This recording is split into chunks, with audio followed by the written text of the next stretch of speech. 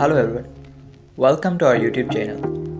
Constitutional history lecture series में आज हम जिस केस की बात करेंगे वो है state versus Dosso PLD 1958 supreme court page number 533. Significance of this case. अगर इस केस की अहमियत की बात की जाए तो इस केस ने 1958 के मार्शल लॉ को वैलिडेट किया. जी बिल्कुल, आपने सही सुना. इस केस ने कॉन्स्टिट्यूशन के साथ साथ जुडिशरी पर भी अपनी छाप छोड़ दी और कॉन्स्टिट्यूशनल डेवलपमेंट में नज़रिया ज़रूरत के इस्तेमाल से एक अहम और कंट्रोवर्शियल रोल प्ले किया और मुस्तकबिल के मार्शल लॉज के लिए राह हमवार की. सुप्रीम कोर्ट के इस डिसीजन ने FCR लॉ को भी वैलिडेट किया जिसे काला कानून समझा जाता था. इस केस के बैकग्राउंड की अगर बात की जाए तो इस केस को समझने के लिए पहले हमें उस वक्त के लीगल सिस्टम को समझना होगा. पाकिस्तान ने अपना पहला कॉन्स्टिट्यूशन 1956 में बनाया. इससे पहले तक इंडियन एक्ट 1935 को कुछ अमेंडमेंट्स के साथ अडॉप्ट किया गया था. 1901 में ब्रिटिश गवर्नमेंट ने ट्राइबल एरियाज़ को कंट्रोल करने के लिए एक लॉ बनाया था, FCR फ्रंटियर क्राइम्स रेगुलेशंस 1901, जिसके तहत ट्राइबल एरियाज़ में किसी भी वक्त किसी को भी अरेस्ट किया जा सकता था.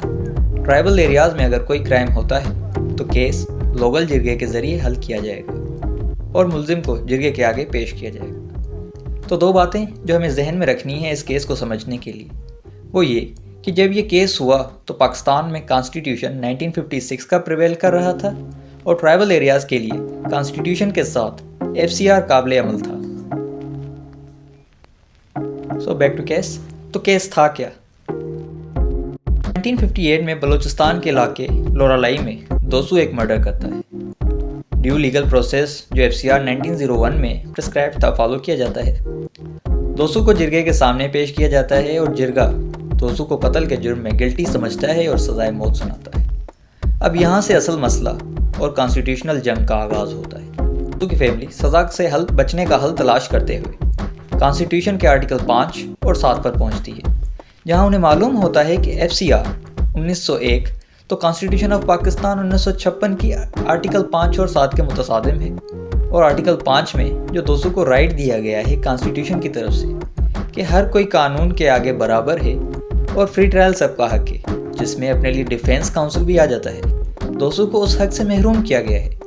तो दोसू की फैमिली पहुंच जाती है लाहौर हाई कोर्ट जिरगे के फैसले को चैलेंज करने.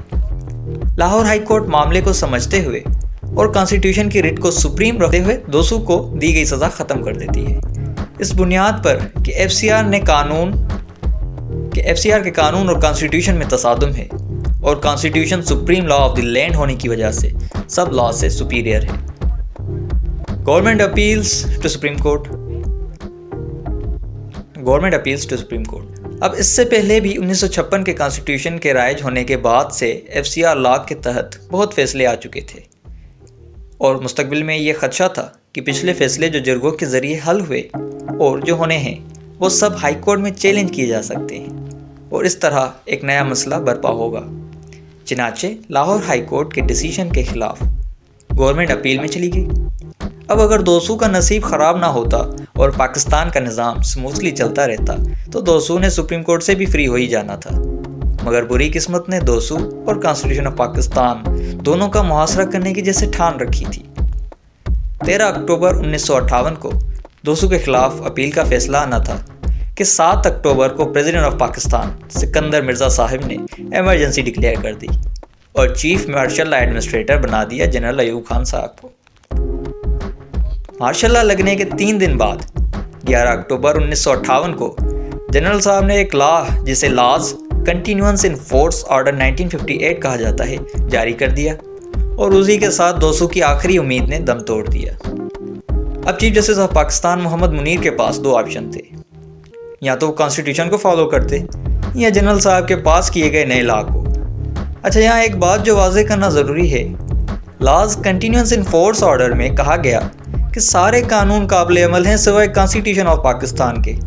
इसका मतलब ये हुआ कि अब दोसू के केस में आर्टिकल 5 और 7 को कंसीडर किया गया तो वो laws continuance in force order को वायलेट करने के मुतरादिफ होगा.